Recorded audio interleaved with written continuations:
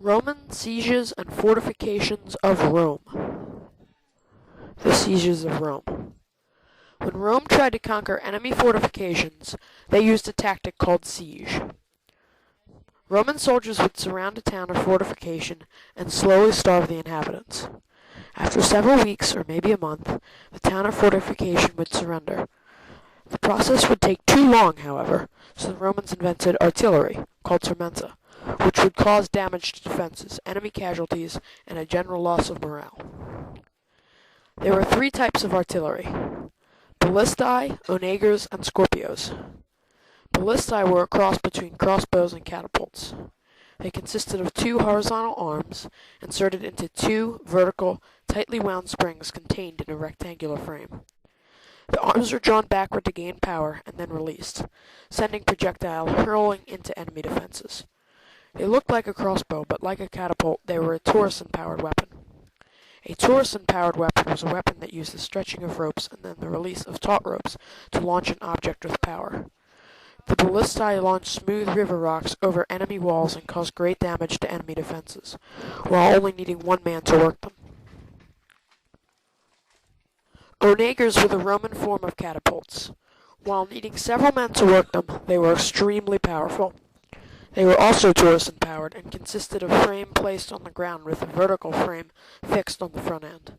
This frame had an axle running through, which had one spoke with a sling attached to launch the projectile. The spoke was pulled back and then released, launching the projectile. Scorpios were the Roman crossbows. They looked like smaller versions of the ballista, but their purpose was very different. The job of the Scorpios was not to break down defenses, but to kill enemy soldiers. They fired small deadly arrows and were attached to siege towers. Aside from artillery, several other Roman inventions were key to their success. Battering rams, siege towers, and mines were pivotal to the effectiveness of the Roman siege. Battering Ram's sole purpose was to break through enemy walls. The Romans decreed that all towns under attack who did not surrender before the first ram hit the walls were denied all rights. Thus, a battering ram's impact caused a severe loss of morale. Siege towers were built up to 75 feet high and plated with iron to make them fireproof. Siege towers could contain artillery, battering rams, and more artillery. Troops placed at the top were to keep defenders off the walls, while those below attempted to breach the walls using siege ramps. Mines were dug under fortification walls to either breach defenses or to weaken the structure of walls. Special craftsmen called sappers would undermine the walls with wood and set fire to it, thus making the defenses collapse. Roman fortifications. The Roman army was unique in their uses of fortifications.